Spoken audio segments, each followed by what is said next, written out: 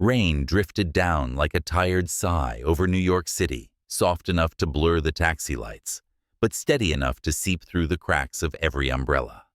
Inside Luca's, a small Italian restaurant tucked between two brownstones, candles flickered against fogged glass, casting golden halos on the white linen tables. The sound of silverware and laughter filled the room, comforting to everyone, except the woman sitting alone by the window. Naomi Carter held her phone as though it were a lifeline she wasn't sure she wanted anymore. "Sorry, I can't make it tonight. Good luck." The message glared up at her, cruel in its brevity. She read it twice, then once more, as if the words might rearrange themselves into something kinder. They didn't. Her thumb hovered over the screen before she finally turned the phone face down. The violinist in the corner played something slow and romantic, an old standard that felt like a joke now. Naomi swallowed hard, pretending the sting in her chest was just the dry air. She had spent half her paycheck on a dress she couldn't return, and a cab she couldn't afford because tonight was supposed to be different. The online match had seemed genuine. He'd liked her laugh. He'd said her eyes made him think of home. But home, Naomi knew, had a way of disappearing when you needed it most. She reached for the glass of water in front of her, her hand trembling slightly. The rim clinked against her ring finger bare for nearly 7 years now, and she thought of all the nights she had eaten alone, convincing herself that solitude was safer than disappointment. 2 tables away, a man noticed. He hadn't meant to. Ethan Hale had long ago trained himself not to notice anything beyond what mattered to his work numbers. Deadlines, investors, the endless climb. But that night, waiting for a meeting that had already run 30 minutes late, he saw the woman by the window lift her water glass like it weighed 100 pounds, then lower her head in defeat. Something in the gesture so human, so heartbreakingly small, pulled at a memory he had buried under layers of success and guilt. He checked his watch. His associate texted, "Running late." 20 minutes. Ethan exhaled, then stood. For once, business could wait. Naomi was gathering her purse when a quiet voice interrupted. "Please, don't go home hungry." She turned. The man standing beside her table wasn't young, though time had been kind to him. His hair carried a dignified gray at the temples, his eyes the clear blue of winter after a storm. His suit looked expensive, but understated someone who didn't need to prove he belonged anywhere. "I don't mean to intrude," he said, his tone respectful. "But if you'll let me, I'd like to sit. Just 2 people sharing a meal. No expectations." Naomi blinked, uncertain whether to be offended or relieved. "You don't even know me." He smiled gently. "Then dinner seems like a good place to start." There was no arrogance in his voice, no flirtation, just an easy steadiness that made her heartbeat trip once before settling. Against her better judgment, she nodded, perhaps because it felt less humiliating to be seen with someone than to leave alone. When the waiter returned, she ordered the soup of the day, the cheapest thing she could manage. The stranger didn't even glance at the menu. "I'll have the same," he said, and handed both menus back. Naomi wanted to protest, to insist she didn't need charity, but the words wouldn't come. The candle between them threw shifting patterns of light across his face, softening the lines near his mouth. So she said finally, "Do you make a habit of rescuing women from bad dates only when the universe seems to forget its manners?" He leaned back, half smiling. "I'm Ethan." "Naomi." They shook hands, and she noticed the warmth of his palm, the way he didn't hold too long or too lightly. For a while they said nothing. The restaurant hummed around them. The rain drummed its slow rhythm against the windows, and the air between them began to thaw. As they ate, Naomi found herself talking more than she intended about her work at St. Luke's Hospital, about double shifts and patients who called her sweetheart because they didn't know her name. Ethan listened, the way few people did, eyes steady, questions gentle. When she mentioned the blind date that had abandoned her, he didn't pity her. He simply said, "Some people don't recognize grace, even when it's sitting right in front of them." She laughed, surprised. "Grace. That's generous. It's accurate." His tone left no room for argument. Naomi studied him over the rim of her spoon. There was something familiar about the way he carried himself, though she couldn't place it. The calm confidence of a man, used to command, but weary of it. When the waiter approached again, the manager followed, murmuring something about a reservation mix-up. Before Naomi could apologize and gather her things, Ethan's voice cut through, low but firm. "She's with me. This table will do just fine." The manager's eyes widened. "Of course, Mr. Hale. My apologies." Naomi froze. Hale. The name stirred recognition. She'd seen it emblazoned on billboards and news tickers. Hale Technologies, the empire that powered half the city's logistics. She looked back at him, suddenly aware of the tailored precision of his suit, the quiet authority in his posture. "You're Ethan Hale?" she whispered. He gave a modest nod, as if it were a trivial fact. "Does it change dinner?" Naomi's stomach turned. "You should have told me. Would it have made you stay?" She hesitated. "No, it would have made me leave sooner." He didn't argue, just looked at her with that same calm patience that somehow felt like understanding. "Then I'm glad I didn't." The rain outside had grown heavier, beating against the window like distant applause. When Naomi finally rose to leave, Ethan didn't stop her. He only said, "Don't let one careless text or my name decide what you deserve tonight." She didn't answer. Pride propelled her out the door, but the moment she stepped into the street, the city swallowed her whole. Rain soaked through her coat in seconds. The subway entrance blinked, its last train departed message in dull orange light. Her stomach twisted with hunger and humiliation. She pressed against a closed storefront, trying to make herself small, when a shadow stretched beside her. A black umbrella tilted over her head, shielding her from the downpour. Ethan stood there. No driver, no limousine, just a man holding an old weather-worn umbrella. "You'll freeze," he said softly. Naomi wanted to refuse. Pride again, but exhaustion won. She let the shelter of the umbrella cover her shoulders as they began to walk, neither speaking. The sound of rain against canvas filled the silence between them. After a block, Ethan said quietly, "I didn't stay tonight out of pity." She glanced at him. "Then why?" "Because I've been where you are, waiting for someone who never came, believing that said something about me." Naomi's throat tightened. "And did it?"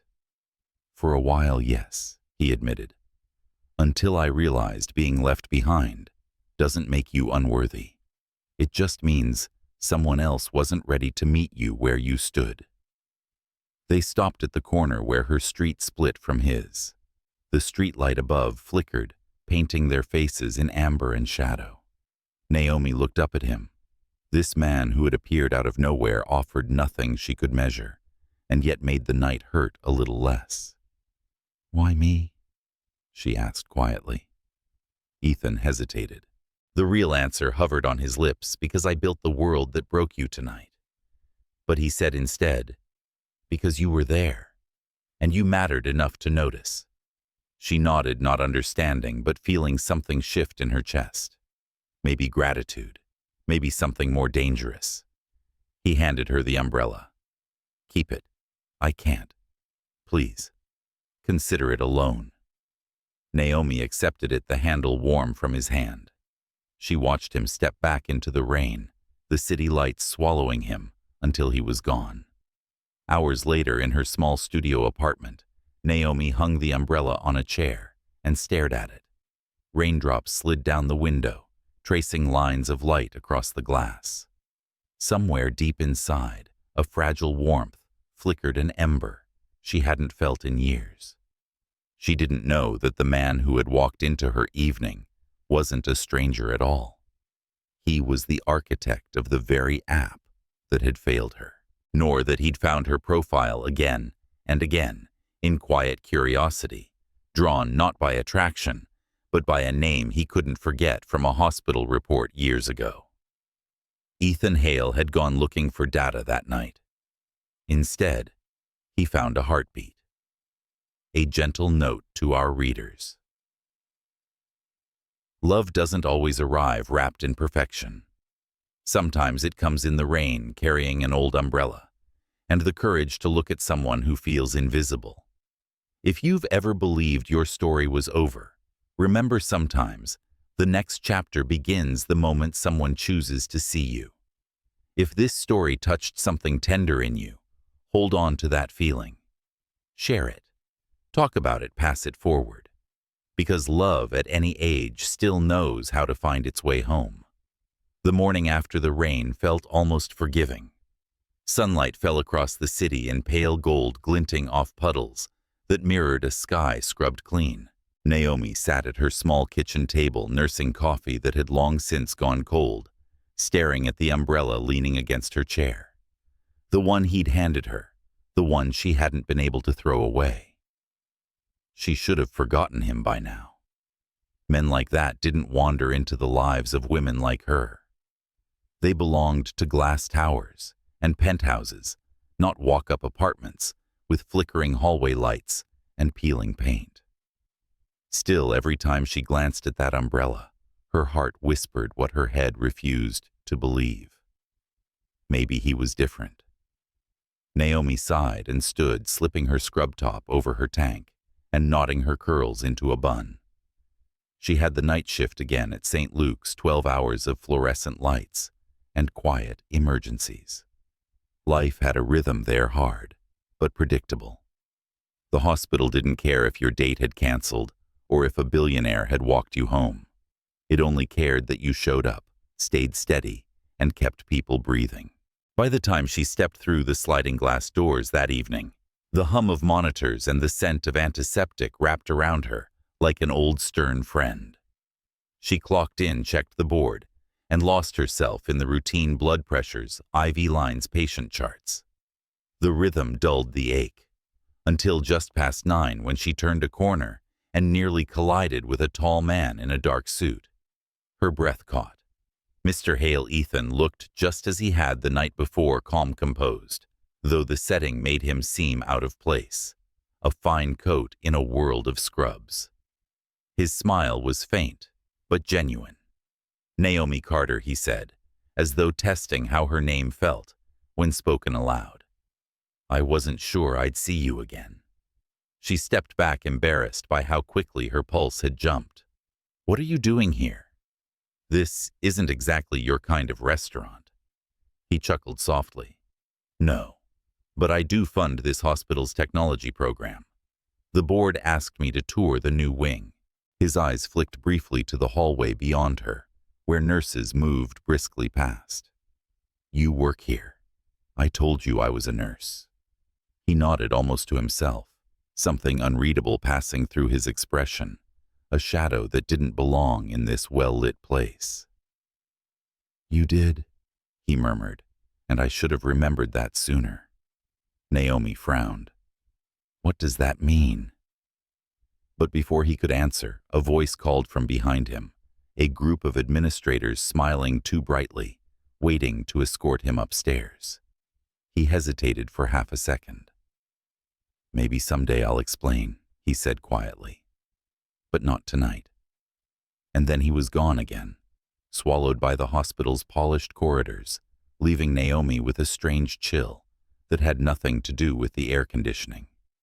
Hours later, between rounds, Naomi found herself standing at the window of the staff lounge, staring down at the city lights.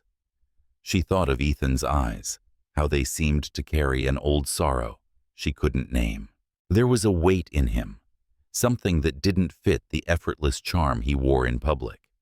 She recognized it because she carried her own version of it, the kind that kept you awake long after your shift ended. When she finally left the hospital near dawn, The umbrella was still in her bag. The sky was a soft gray, the kind that promised another day of almost rain. She opened it on instinct, feeling strangely grateful for its quiet company. Across town, Ethan Hale stood in front of his office window staring at the same muted skyline. The city was waking taxis, darting steam curling from manholes' lives, beginning their daily grind. He had watched that same view for years, through meetings, mergers, and milestones, and it had never once felt as heavy as it did now. His assistant Claire entered quietly. "The press release about the app error is ready for your approval." He nodded without turning. "Send it to legal." "Yes, sir." "And the hospital, they'd like a comment about your visit." Ethan's hand tightened on the railing. "Tell them no comment." Claire hesitated. "Is something wrong?" He looked down at his reflection in the glass, a man in a $1,000 suit haunted by a face he couldn't forget. "Not yet," he said softly, "but something's about to be." That afternoon, Naomi sat in the hospital cafeteria, half listening to the chatter around her. Her coworker Jasmine plopped into the seat across from her. "Girl, you look like you saw a ghost," Jasmine said, unwrapping her sandwich. "Everything okay?" Naomi hesitated. "Do you know the man who funds the tech program here?" "Ethan Hale." Jasmine's eyes widened. "The Ethan Hale tech mogul widower. That one. Honey, the man's practically New York royalty." "Why?" Naomi forced a shrug. "He stopped by last night. I didn't realize who he was at first." "Well," Jasmine teased, "if he's looking for a new Mrs. Hale, I know a few volunteers." Naomi smiled faintly, but inside her chest something turned. Widower. The word hit like a chord struck too hard. She didn't know why it bothered her, but it did. Because now, when she remembered the look in his eyes, she saw grief hiding behind control. That evening, Ethan returned to his penthouse silence, pressing against the floor-to-ceiling windows. He poured a glass of whiskey he didn't drink and set it down beside an old photo frame, a woman with chestnut hair, laughing beneath the same umbrella, now in Naomi's apartment. He hadn't looked at the picture in months. Years, maybe. He'd told himself he'd moved past it, that her death, sudden, senseless one stormy night, had taught him to bury emotion behind logic.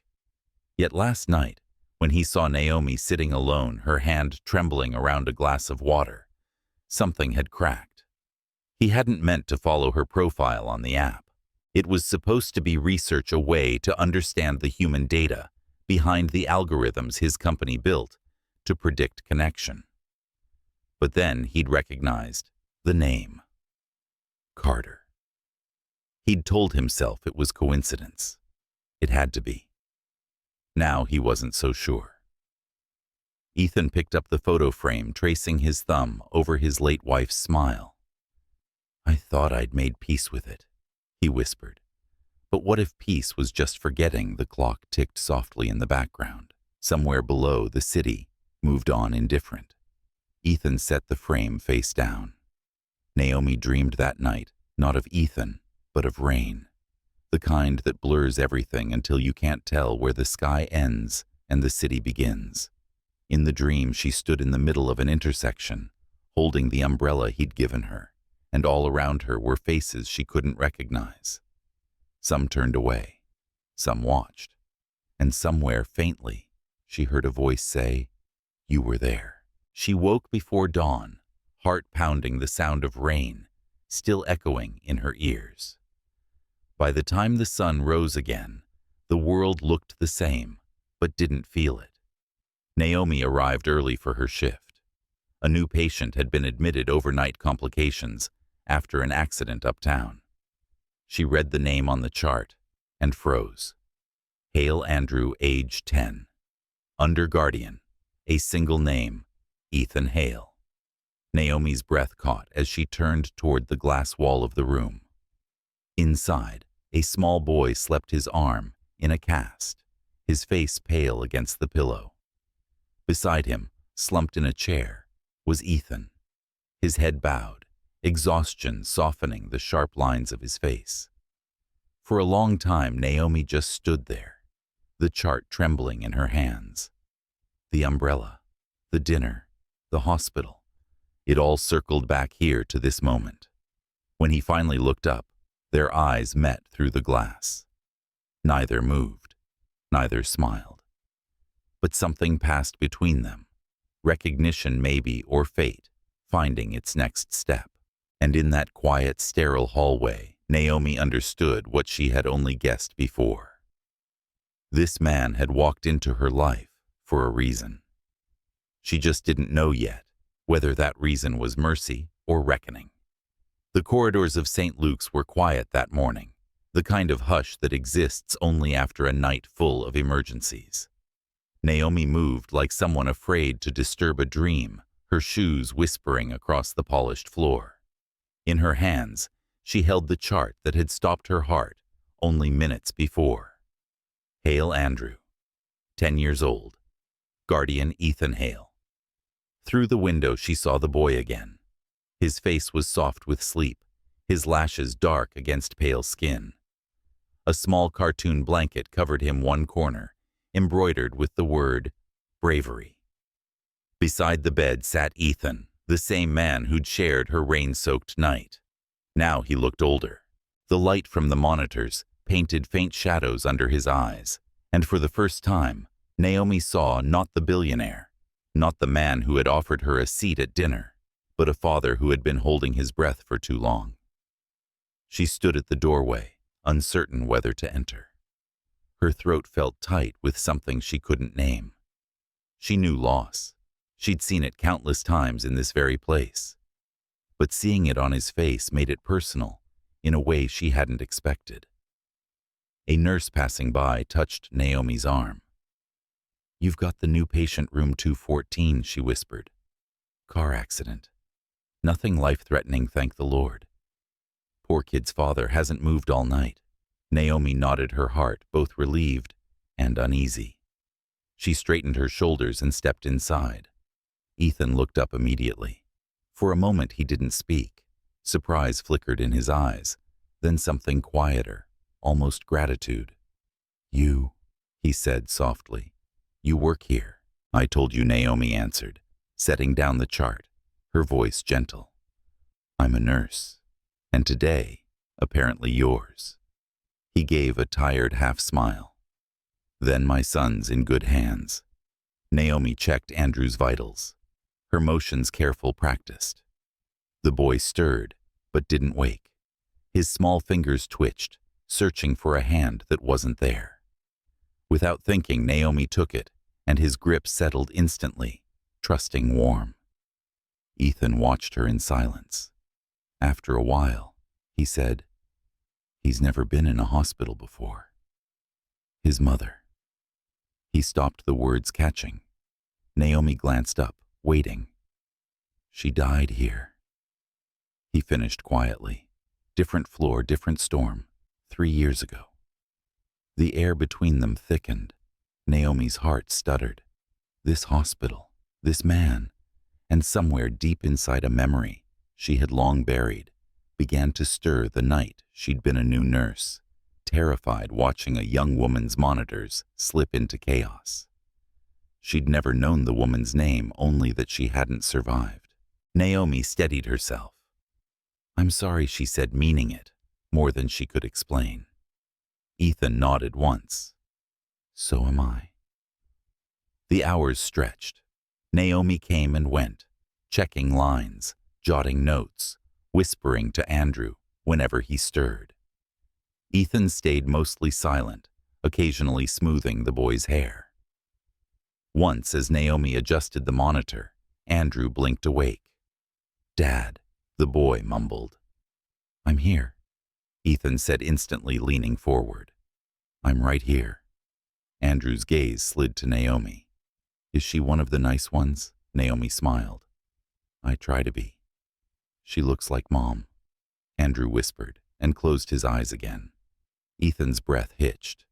Naomi pretended not to notice, but the words clung to her, fragile and painful. When she looked at Ethan, his face was turned toward the window, eyes bright with the kind of ache that never really goes away. By evening, the sky outside dimmed to silver. The storm that had threatened all day finally broke, tapping soft fingers against the window. Naomi stood by the bed watching the father and son sleep, the boy curled slightly toward his father's arm. The man resting but never fully at peace. She thought of the night before, of the umbrella, of Ethan's quiet kindness. And now seeing him here, she realized that what she had mistaken for confidence was something deeper: weariness, disguised as composure. He carried loneliness the way others carried wealth, visible only to those who looked closely. When her shift ended, Naomi lingered at the doorway. Ethan stirred, opening his eyes. "You're leaving," he murmured. "My shift's over," she said softly, "but I'll be back tomorrow." He nodded, then hesitated. "Naomi, thank you." She almost smiled. "You don't have to thank me for doing my job. It's not that." His voice was low, careful. "It's been a long time since I trusted anyone with something that mattered." The sincerity in his tone caught her off guard. She wanted to say something light, something professional, but the truth pressed against her chest, too strongly. "You can't keep everything safe on your own," she said. "Not even him." Their eyes met, steady and unguarded. For a moment, the world outside that small room didn't exist. Then Naomi turned away, and the connection broke like a thread pulled too tight. At home that night, she couldn't sleep. The city hummed below her window, alive and indifferent. The umbrella still leaned against her chair, just as she'd left it. She thought about Ethan, how he'd looked holding his son's hand, how grief had softened him. It wasn't pity she felt exactly. It was recognition. Two people shaped by storms, still standing somehow. She opened her worn notebook, the one she used to jot small reflections after shifts. On a blank page, she wrote, "Sometimes you meet someone, not because you're meant to fall in love, but because you both need to remember what love looks like when it's quiet." Then she closed the notebook and sat in the half-light, listening to the city breathe.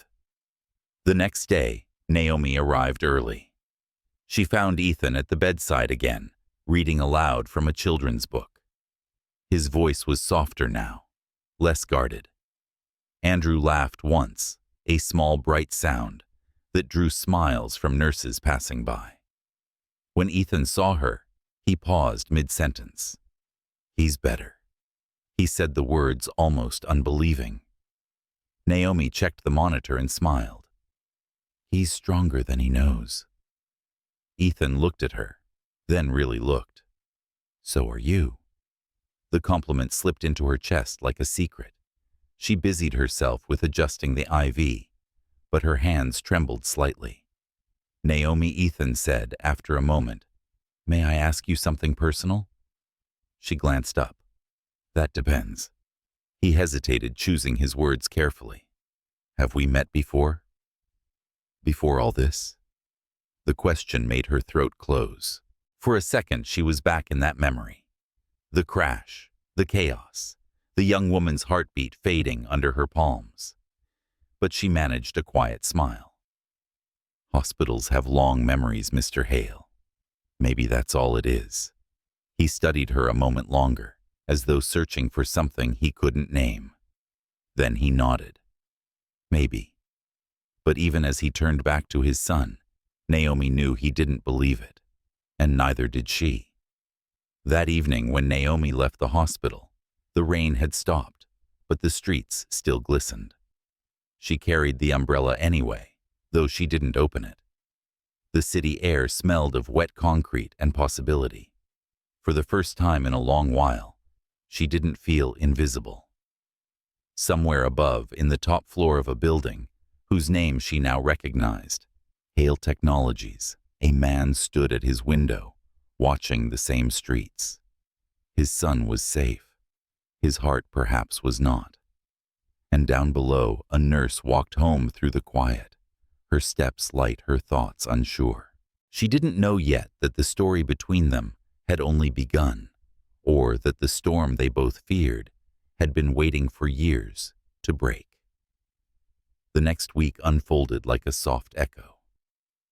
Days slipped quietly one into another, marked only by the rhythm of hospital life machines, humming footsteps, whispering lives, balancing on fragile hope. Naomi found herself checking on Andrew, even when she wasn't assigned to his care. She told herself it was habit that nurses often grew attached to their patients. But the truth was simpler and far more dangerous. She had begun to care. Ethan noticed. He didn't speak of it, but each morning when she entered the room, a faint light returned to his face. The smallest shift the kind people make when they find comfort and don't want to admit it. He'd offer her coffee from the cafeteria she'd refuse, and yet somehow a cup would always find its way to her hand. Sometimes between chart updates and medication rounds, they'd talk. Nothing serious. Childhood memories. Favorite places in the city. Small details that built bridges without asking for too much. Naomi learned that Ethan had grown up in upstate New York, the son of a mechanic who worked 3 jobs so his boy could go to college. He spoke of his late wife only once in the quiet hours after Andrew had fallen asleep. She loved the rain, he said, his voice low, steady. Every storm she'd stand by the window and tell me the sound made her feel alive. I used to think it was strange finding peace in something that breaks things apart. Naomi watched him, her heart tightening. Maybe she knew storms don't just break things, she said gently. They make room for what needs to grow. He looked at her, then a long searching glance, as if trying to decide whether she spoke from wisdom or pain. "Do you really believe that?" he asked. Naomi's fingers traced the rim of her coffee cup. "I have to," she said quietly. Otherwise, none of what we do here makes sense. 2 nights later, the memory she had been pushing away came back without warning.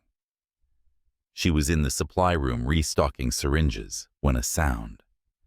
The sudden flatline of a distant monitor cracked through the air.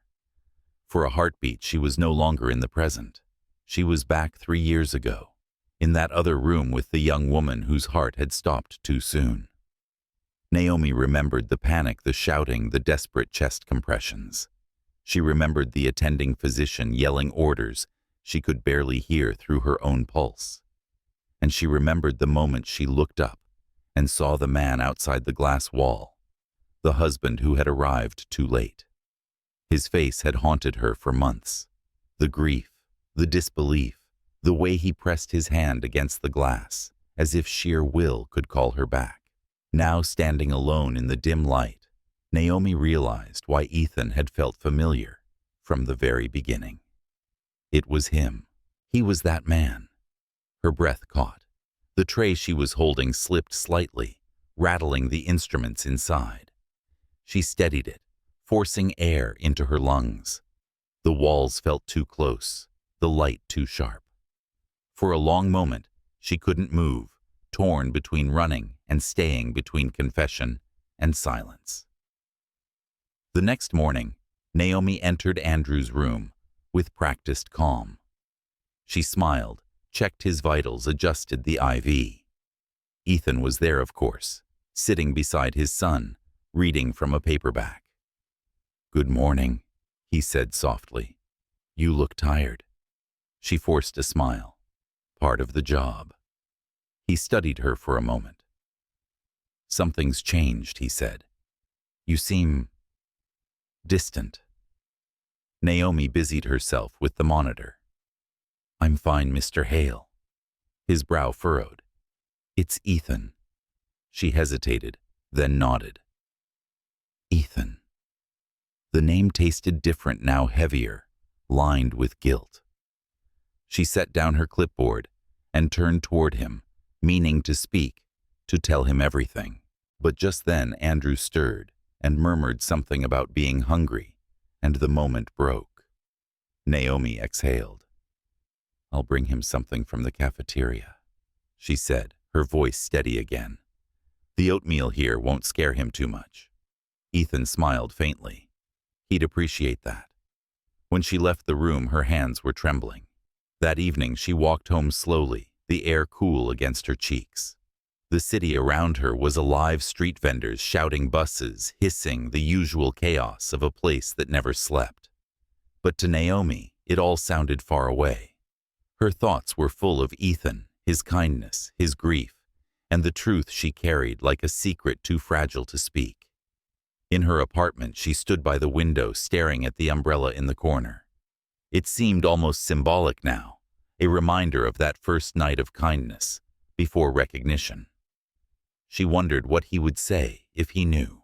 Would he forgive her for being part of the night that took his wife away? Or would he see her only as the face of a memory he'd tried to bury? Naomi pressed her hand against the cool glass of the window, watching the reflection of the city lights shimmer like distant stars. She'd spent her life caring for others, healing what she could, comforting what she couldn't. But this was different. This wasn't about medicine or duty. It was about truth, the kind that could either heal or destroy. When she returned to work the next day, Ethan and Andrew were gone. Discharged, moved home. The room was freshly made, the air empty except for a faint trace of cologne and coffee. On the bedside table lay a folded note. Her name was written on it in neat, deliberate handwriting. She hesitated before opening it. Naomi, I wanted to say goodbye properly, but I wasn't sure what words would fit. Andrew is recovering well. Thank you, not just for what you did for him, but for the calm you brought into a place that hasn't felt peaceful to me in a long time. You have a rare kind of grace.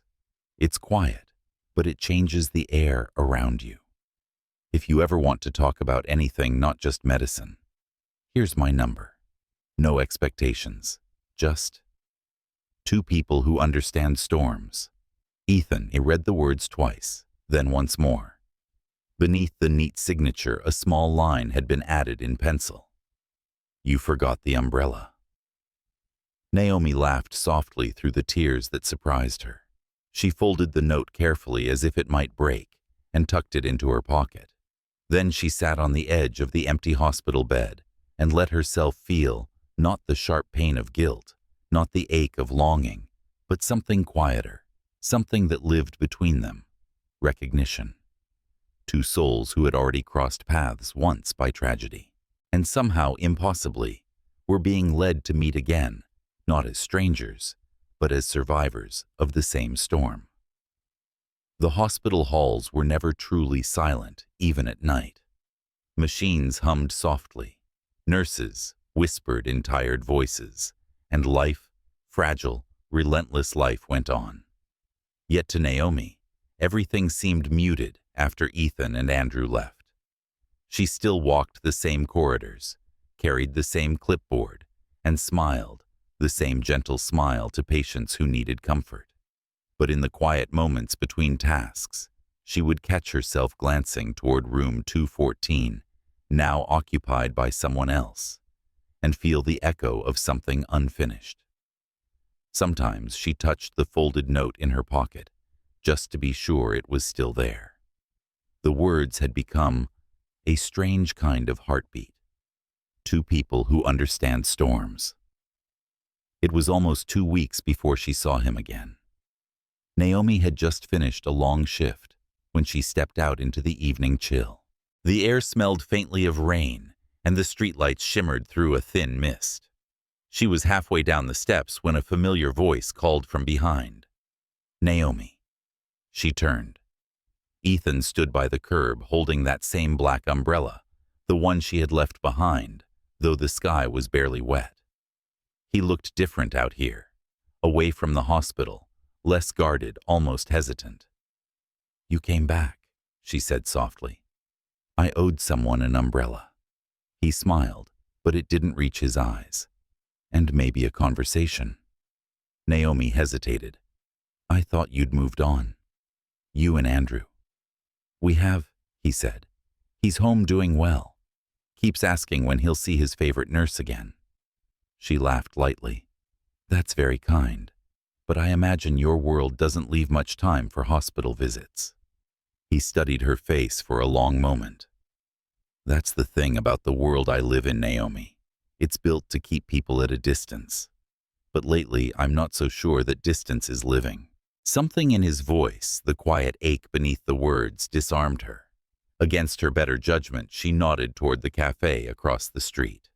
There's coffee that won't ruin your reputation in there, she said. He smiled, and together they crossed under the streetlight, the umbrella floating above them, like a secret. Inside the cafe was small and warm, filled with the scent of cinnamon and old wood. A single jazz record played in the corner. They took a booth near the window, steam fogging the glass between them and the rest of the world. For a while neither spoke. Ethan traced the rim of his cup. Naomi stirred her coffee long after the sugar had dissolved. It was Ethan who finally broke the silence. You've been quiet, he said gently, since the hospital. Naomi met his gaze. There are things that aren't easy to say. Try me. She took a breath, fingers tightening around the mug. I remember the night your wife died. The words hung there sharp and bare. Ethan didn't move at first. Only his jaw tightened slightly. You were there? I was a new nurse, Naomi said. It was a bad night. Too many patients, not enough help. I did everything I could, but... Her voice faltered. She didn't make it. Silence stretched between them, deep and trembling. The hum of conversation around them faded, until all Naomi could hear was the pounding of her own heart. When Ethan finally spoke, his voice was low. I knew your name sounded familiar. I saw it once, in the report. Naomi looked down. I've carried that night with me ever since. I thought I'd buried it until I saw you again. Ethan leaned back, his expression unreadable. So all this time, you knew who I was. Not at first, she said. Not that night at the restaurant. I swear I didn't. But when I realized, I didn't know how to tell you. For a moment he said nothing. Then he let out a slow breath, the kind that sounded more like surrender than anger. Naomi, he said quietly, I've spent years blaming everyone. Doctors, nurses, myself. But grief has a way of building walls around the truth. He looked at her, his gaze softer now. She died because sometimes even our best isn't enough. I know that now. Naomi blinked, unable to speak. Relief and sorrow twisted together until she could barely breathe. She used to say, Ethan went on, that people aren't meant to save everyone, just the ones standing right in front of them. That's what you did for me and Andrew. You were there, when it mattered. Naomi pressed her hand to her mouth, trying to steady herself. The tremor in her shoulders betrayed her composure. You shouldn't have to forgive me, she whispered. I'm not forgiving, he said. I'm understanding. They sat for a long time after that, saying very little. The storm outside had picked up, tapping gently on the windows. Ethan reached out almost without thinking and covered her hand with his. It was a simple gesture, but it carried the weight of something neither of them had been able to name before.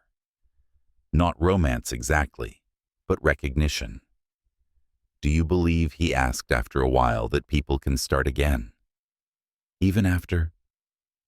Everything. Naomi looked out the window where the rain had turned the streetlights into golden rivers. I think people don't really start again, she said softly. They just keep going. And sometimes that's brave enough. Ethan nodded slowly.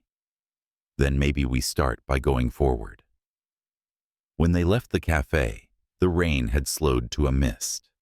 Ethan walked her to the corner, neither of them speaking much.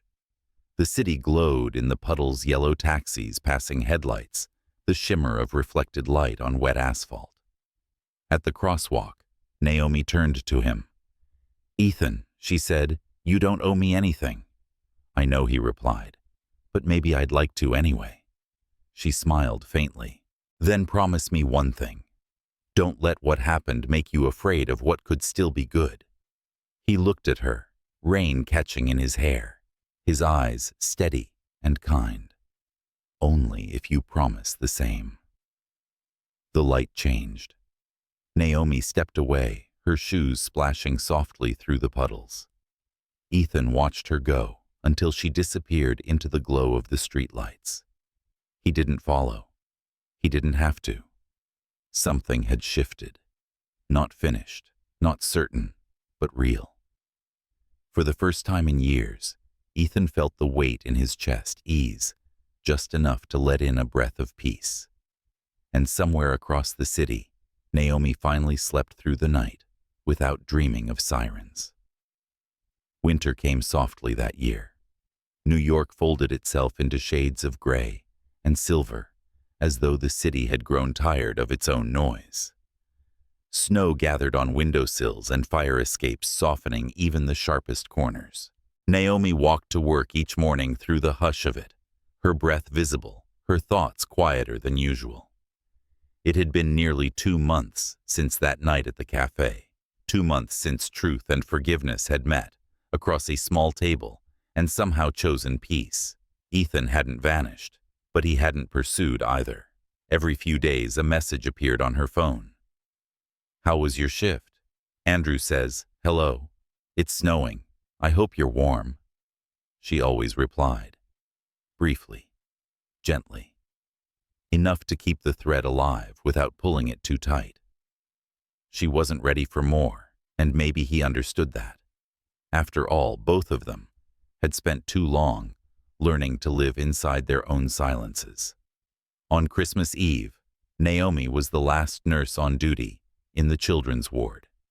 The halls were draped with paper snowflakes and strings of soft yellow lights that someone from administration had thought would cheer the place up. It did, in its own way. A few parents hummed along to carols on the radio. Someone left cookies at the nurse's station.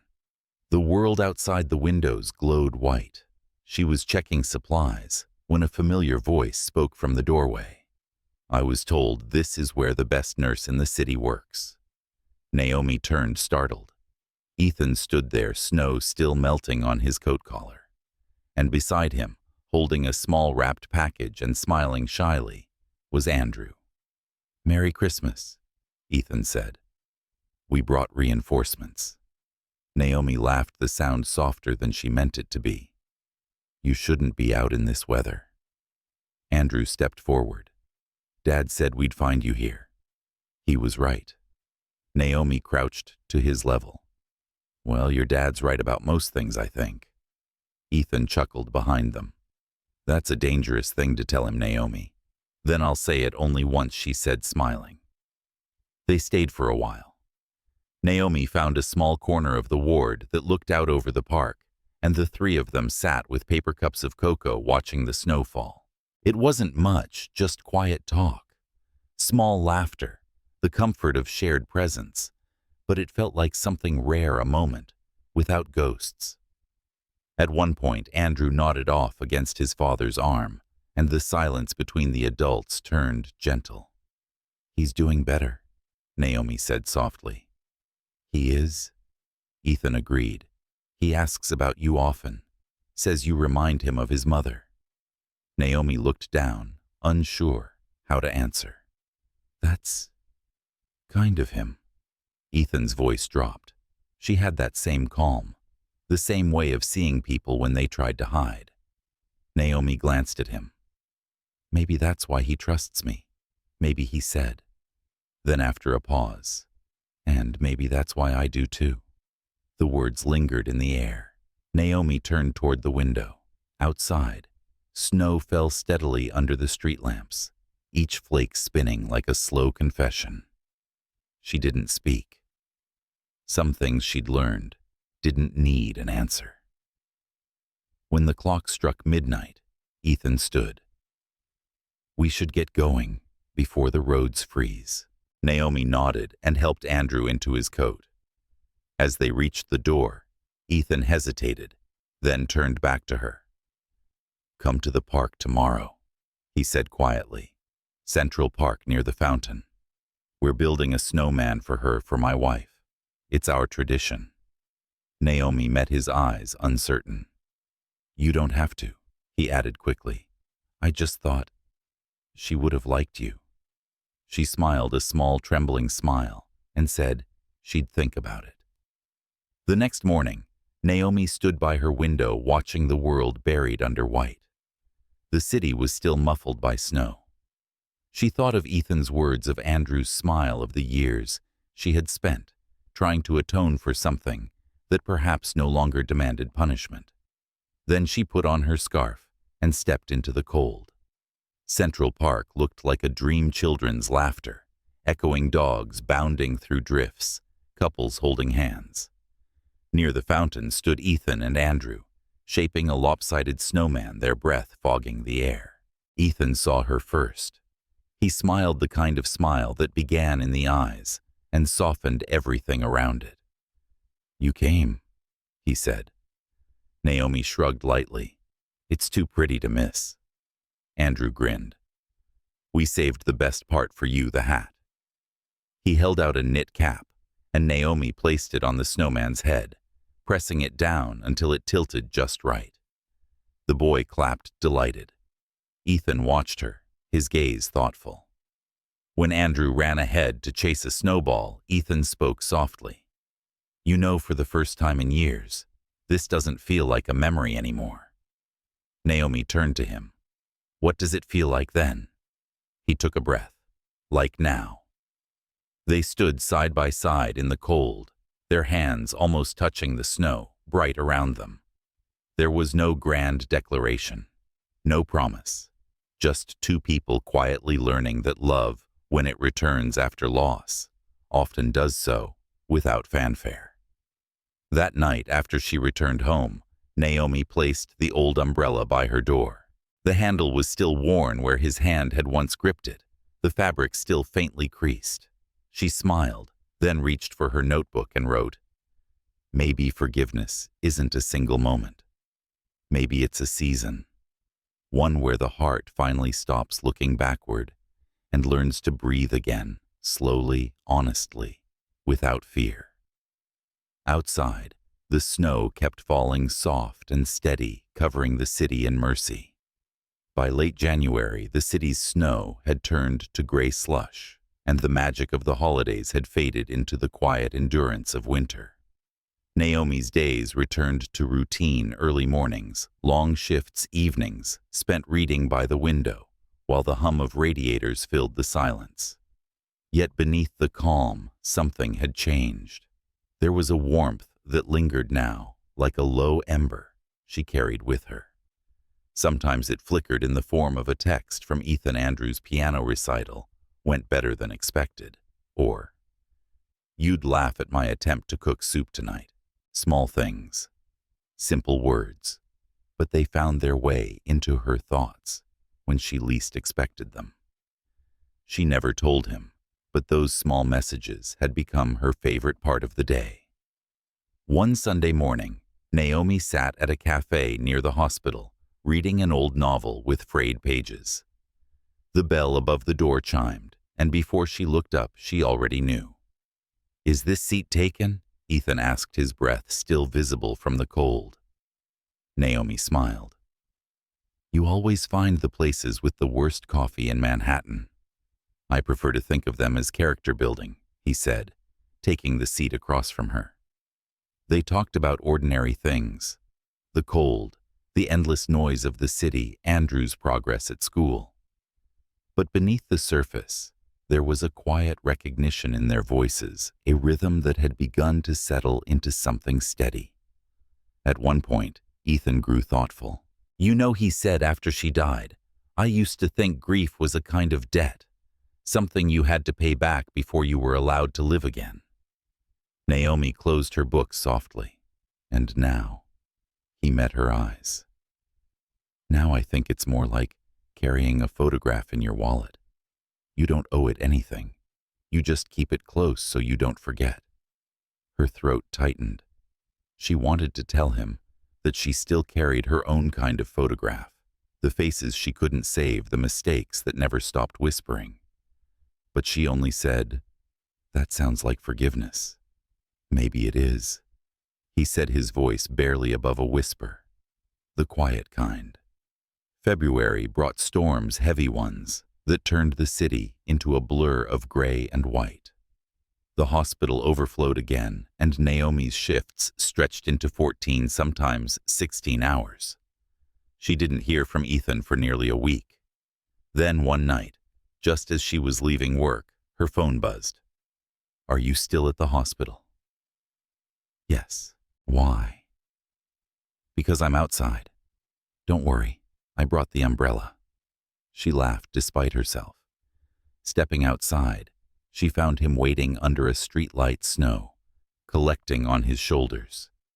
The old umbrella was tilted between them, catching the flakes before they landed. "You're impossible," she said, shivering. "Persistent," he corrected gently. He reached out and brushed a bit of snow from her hair, the briefest touch, but it sent a warmth through her that defied the cold. "You look tired," he said softly. "I am." "Then let me walk you home." Naomi hesitated. She'd spent years walking alone, believing independence was her only armor. But tonight, the quiet around them didn't feel like solitude. It felt like permission. So she nodded. They walked through the half-silent streets, the city subdued under the weight of snow. Their footsteps left twin tracks that quickly filled behind them. "Do you ever think," Naomi said after a while, "that people meet at the wrong time?" Ethan thought for a moment. "All the time. But maybe timing isn't about calendars. Maybe it's about readiness." She looked at him. "And you think we're ready?" He smiled faintly. "I think we're learning how to be." They stopped at the corner near her apartment. The light from a lamppost glowed across the umbrella, turning the falling snow into slow gold. Naomi hesitated, her voice barely audible. "Ethan, when you look at me, do you still see her?" He looked at her for a long time before answering. "No," he said finally. "I see the woman who helped me remember what it means to live." The simplicity of it undid her. She felt something rise in her chest, not passion, not even relief, but something quieter, more sacred. The kind of love that grows in the cracks between loss and healing. They stood there until the snow softened to mist, neither moving to leave. Then gently, Ethan folded the umbrella, and the snow fell between them again. That night, Naomi lay awake, listening to the wind. The city outside was still. She thought of the years she had spent building walls between duty and heart, between guilt and grace. She had convinced herself that solitude was safety, that love was something that happened only to other people, in younger years or softer worlds. But now, she understood something she hadn't before. Love. Real love wasn't always loud. Sometimes it came quietly like snow, soft enough to cover the past, steady enough to stay. When morning came, she brewed coffee and stood by her window. Down below, the street was still white, untouched since dawn, and there, across the street, stood Ethan, holding 2 cups, one raised slightly in greeting. Naomi smiled, wrapped her scarf around her neck, and opened the door. The winter light caught her face, just so. And for the first time in years, it wasn't the tiredness of night shifts that shaped her expression. It was hope. Not the kind that promises miracles, the kind that stays. By the time the last snow melted, the city had begun to breathe again. Sidewalks glistened with thawed water tulips, broke through patches of soil in Central Park, and the air, for the first time in months, smelled faintly of rain instead of frost. Naomi stood by her window, sunlight spilling across the hardwood floor. She could hear the hum of traffic outside, the sound of the world waking up. It had been years since she'd felt this, the quiet promise of a morning that didn't carry grief. She buttoned her coat, slipped on her shoes, and smiled at the umbrella by the door. She still kept it, though lately she hadn't needed it. Some things stayed not out of use, but remembrance. The cafe where she and Ethan first met had changed its menu and painted its walls a pale yellow. Yet the warmth was the same. He was already there, seated by the window, a book half open beside his coffee. When he looked up and saw her, his expression softened, that quiet kind of joy that doesn't announce itself, only settles gently in the air, between two people who have learned to be patient with life. "You're early," she said, sliding into the chair opposite him. "Maybe I didn't want to miss anything." Naomi laughed. "After all this time, you still say things that sound rehearsed." He grinned. "Maybe I practiced on the way here." They talked the way old friends do, without effort, without fear of silence. The conversation meandered from Andrew's school projects, to the hospital's chaos, to Ethan's latest venture. But beneath it all ran something deeper, an understanding that neither of them had been given an easy story, and yet somehow they'd found peace inside it. After a while, he reached across the table, his hand resting on hers. "You know," he said, "for years I thought love was supposed to look like certainty. Fireworks, declarations, all the things people write songs about. But now," he smiled softly, "now I think it looks more like this." Naomi tilted her head. Coffee and quiet, coffee quiet, and someone who's still here when the world isn't watching. Her eyes shimmered. "That sounds like love to me." A few weeks later, she was invited to Andrew's spring recital. The concert hall was small, its wooden floors polished and glowing beneath soft light. Naomi sat in the second row, her hands folded neatly in her lap. When Andrew spotted her from the stage, his grin lit the room brighter than any chandelier. He played beautifully, not perfect, but honest. When the last note lingered, Ethan glanced at Naomi. His expression was full of something tender and unspoken. She smiled back, and that was enough. After the concert, they walked through the park. The air carried the scent of rain again, and petals drifted from the blooming trees like slow confetti. Children ran through puddles. A street musician played a saxophone by the fountain. "Do you ever miss her?" Naomi asked quietly. "Every day," Ethan said. "But missing her isn't the same as being lost anymore." Naomi nodded. She must have loved deeply to leave a man who still honors her that way. He looked at her steady kind. "She did.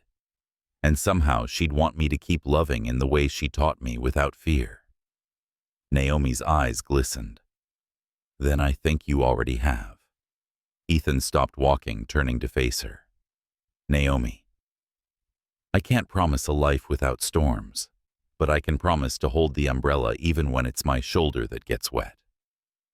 She laughed softly, that quiet, breaking laugh that comes when a heart finally lets go of its defenses. That might be the most beautiful promise I've ever heard. And there, under the pale pink blossoms of a tree older than either of them, he kissed her, not with urgency, but with understanding. A kiss that said, "We survived, and we still believe." That night, Naomi returned home and opened her journal, the one where she'd written about forgiveness, about loss, about mercy. On the last page, she wrote, "Love doesn't arrive to erase the past. It comes to walk beside it gently until both can rest.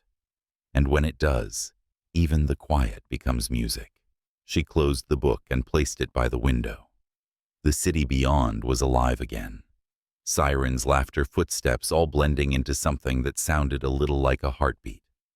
For the women who had lived through seasons of love and loss, who had raised children, buried dreams, mended hearts, and still found beauty in small kindnesses, Naomi's story was theirs too. because it wasn't about starting over. It was about finally understanding that even after everything, you are still capable of being seen, of being held, of being loved again. So, if you're reading this or hearing it, and you've been walking through your own long winter step outside, let the spring light touch your face. Somewhere, someone still believes in your heart's next beginning. And maybe, just maybe, that someone is you.